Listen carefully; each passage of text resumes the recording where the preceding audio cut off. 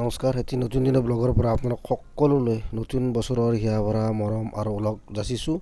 নতুন বছৰৰ প্ৰথম দিনটোত আমি ক'ত গ'লোঁ আৰু কি কৰিলোঁ আপোনালোক দেখাম। যে আজিৰ দিনটোতে আমি হাজোৰ হয়গ্ৰীৱ মাধৱ মন্দিৰলৈ গৈছিলোঁ আৰু সেই ভিডিঅ'টো আপোনালোকক দেখাই যাম। গতিকে আহকচোন ভিডিঅ'টো উপভোগ কৰোঁ, লগতে ভিডিঅ'টো চাই কেনে পালে বা লাইক কমেণ্ট শ্বেয়াৰ কৰিবলৈ নাপাহৰিব। ধন্যবাদ।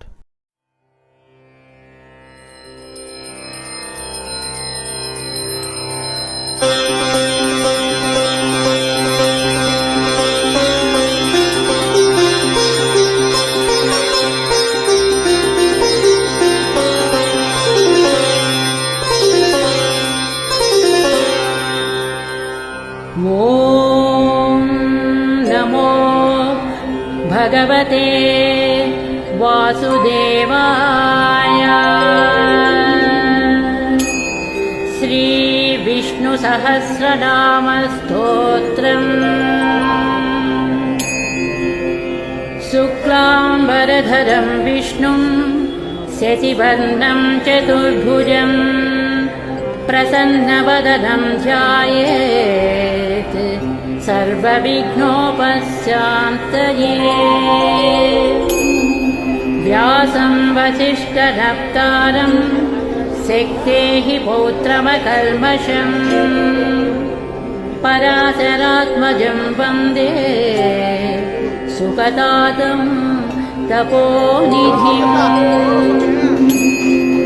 यस्य द्विरदवक्त्राद्याः पारिषद्याः परस्म्यतं विघ्नं निघ्नन्ति सततं विश्वक्सेनं तमाश्रये। व्यासाय विष्णुरूपाय व्यासरूपाय विष्णवे नमो वै ब्रह्मनिधये वासिष्ठाय नमो नमः।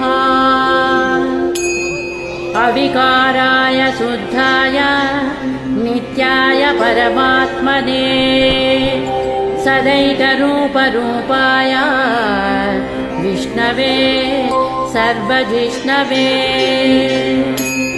यस्य स्मरणमात्रेण जन्म संसारबन्धनात् विमुच्यते नमस्तस्मै विष्णवे प्रभविष्णवे।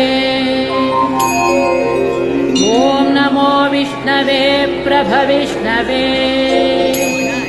सच्चिदानन्दरूपाय कृष्णया क्लिष्टकारिणे नमो वेदान्तवेद्याय गुरवे बुद्धिसाक्षिणे। कृष्णद्वैपायनं व्यासं सर्वलोकहिते रतं वेदाब्जभास्करं वन्दे समाधिनिलयं मुनिः। सहस्रमूर्तेः पुरुषोत्तमस्य सहस्रनेत्राननपादबाहो सहस्रनाम्नां स्तवनं प्रशस्तं निरुच्यते जन्मजरादिशान्त्यैः। श्रीवैशम्पायन उवाच श्रुत्वा धर्मानशेषेण पावनानि च सर्वशः युधिष्ठिरस्यान्तनवं पुनरेवाभ्यभाषत। युधिष्ठिर उवाच किमेकं दैवतं लोके किं वाप्येकं परायणं स्तुवन्तः कं कमर्चन्तः प्राप्नुयुर्मानवाः शुभम्। को धर्मः सर्वधर्माणां भवतः परमो मतः किं जपन् मुच्यते जन्तुर्जन्म संसार बन्धनात्। श्रीभीष्म उवाच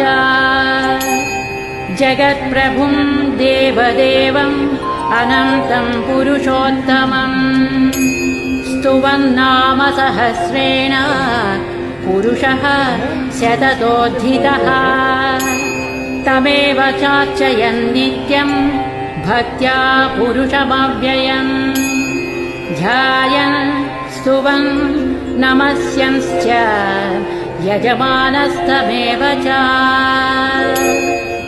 अनादिनिधनं विष्णुं सर्वलोकमहेश्वरं लोका